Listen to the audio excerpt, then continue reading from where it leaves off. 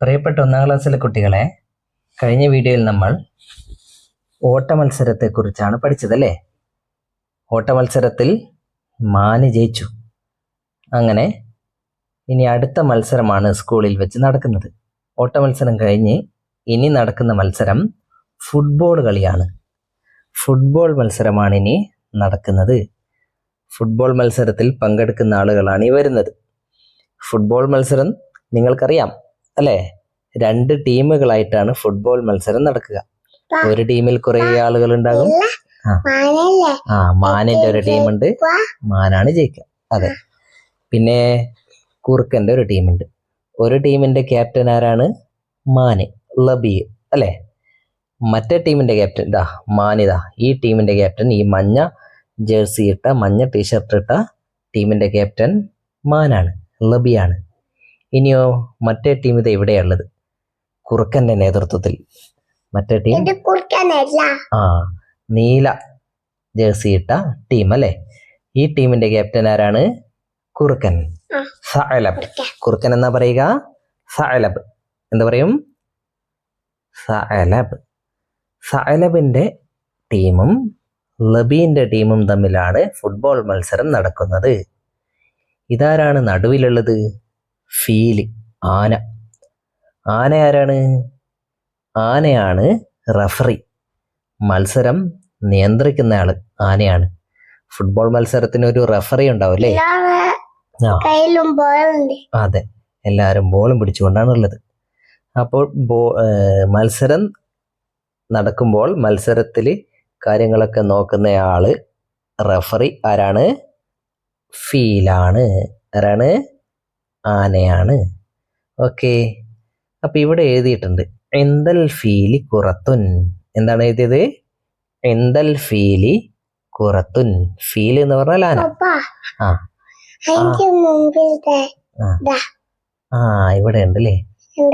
അതെ, പാണ്ട. ആനയുടെ കയ്യിൽ ബോൾ ഉണ്ട് അല്ലേ?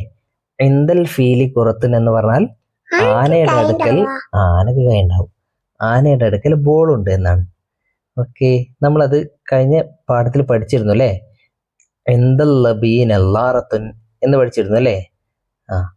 അതേപോലെ എന്തൽ ഫീലി കുറത്തുൻ, ആനയുടെ അടുക്കൽ ബോൾ ഉണ്ട്. ഇവിടെ എന്താ ഉള്ളത്? എന്തൽ ലബി കുറത്തുൻ. ലബി എന്താണ്? മാന്. അപ്പോ എന്തൽ ലബി കുറത്തുൻ എന്ന് പറഞ്ഞാൽ എന്താ? മാനിന്റെ അടുക്കൽ ബോൾ ഉണ്ട്. കുഞ്ഞു ബോളുള്ളത്. ഇതോ എന്ത സഅലബി കുറത്തുൻ. സഅലബ് ആരാണ്? ഇതാണ് സഅലബ് അല്ലെ, കുറുക്കൻ. എന്ത സഅലബി കുറത്തുൻ, കുറുക്കന്റെ അടുത്ത് ബോൾ ഉണ്ട്. അപ്പോ അടുക്കൽ എന്നുള്ളതിന് എന്ത എന്നാണ് പറയുക. എന്ത സഅലബി കുറത്തുൻ, കുറുക്കന്റെ അടുത്ത് ബോൾ ഉണ്ട്. ഓക്കെ, ഇതാണ് ബോൾ അല്ലേ. ബോളിന് എന്താ പറയുക? കുറത്തുൻ, ബോള്. പിന്നെ ഇതാരാണ്? ആന. ആനക്ക് എന്താ പറയുക? ഫീലുൻ, ആന. ആനയുടെ ആദ്യത്തെ അക്ഷരം, ഫീലിന്റെ ആദ്യത്തെ അക്ഷരം എന്താണ്? ഫാ. ഫാഇന് ഇവിടെ കെസറാണ് ഇട്ടത് അല്ലേ. ഫാഇന് കെസറിട്ടാൽ എന്ത് വായിക്കണം? ഫീ എന്ന് വായിക്കണം. അപ്പോ ഫീലുൻ, ആന. ഇനി അടുത്തതാരാണ്? കുറുക്കനാണല്ലേ. കുറുക്കൻ എന്ത് പറയും? സഅലബുൻ. സഅലബുൻ, കുറുക്കൻ. സഅലബിന്റെ ഒന്നാമത്തെ അക്ഷരം ഏതാണ്? സാ ആണ്. സാ. ഈ അക്ഷരമാണ് സാ. ഇങ്ങനെ ഇട്ടിട്ട് മേലെ 3 കുത്തിട്ടാൽ സാ ആണ്. മേലെ 2 കുത്തിട്ടാൽ നമ്മൾ പഠിച്ചതാണ് താ ആണ് അല്ലേ. ഇവിടെ മേലെ ഇവിടെ മേലെ 3 കുത്തുണ്ട്. 3 കുത്തിട്ടാൽ സാ. സായിന് ഫതഹിട്ടപ്പോൾ സ എന്ന് വായിച്ചു.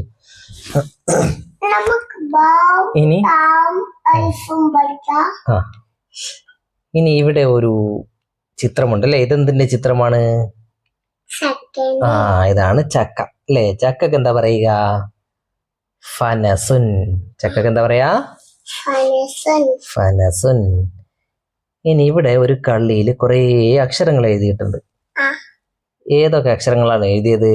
ഇതേതാണ് അക്ഷരം? ഒന്നാമത്തത് ബാ. ബാ ഉണ്ട്, ഖാഫ് ഉണ്ട്, ഫ ഉണ്ട്, താ ഉണ്ട്, നൂൻ ഉണ്ട്. അങ്ങനെ കുറെ അക്ഷരങ്ങളുണ്ട്. രണ്ട് നോനുണ്ട്. നിങ്ങളിവിടെ ചെയ്യേണ്ട കാര്യം, ഇതിൽ ഫ ഉള്ള കള്ളികളിലൊക്കെ നിറം കൊടുക്കണം. ഫ എഴുതി കാണുന്നില്ലേ? ആ ഫ ഉള്ള കള്ളികളിലൊക്കെ നിറം കൊടുക്കുക. ഫ ഉള്ള കള്ളികളിലൊക്കെ നിറം കൊടുത്താൽ ഈ കള്ളിക്കകത്ത്, ഈ പെട്ടിയിൽ ഒളിഞ്ഞിരിക്കുന്ന ആളെ കണ്ടെത്താൻ പറ്റും. ആരാണ് ഒളിഞ്ഞിരിക്കുന്നത് എന്ന് കണ്ടുപിടിക്കാൻ വേണ്ടി ഫ എന്ന് എഴുതിയ കള്ളികളിലൊക്കെ നിറം കൊടുക്കുക. അപ്പോൾ മനസ്സിലാകും ഇവിടെ ആരാണ് ഒളിഞ്ഞിരിക്കുന്നത് എന്ന്. ഓക്കെ, ഇനി നമ്മൾ ചെയ്യേണ്ടത് എന്താണെന്നറിയോ?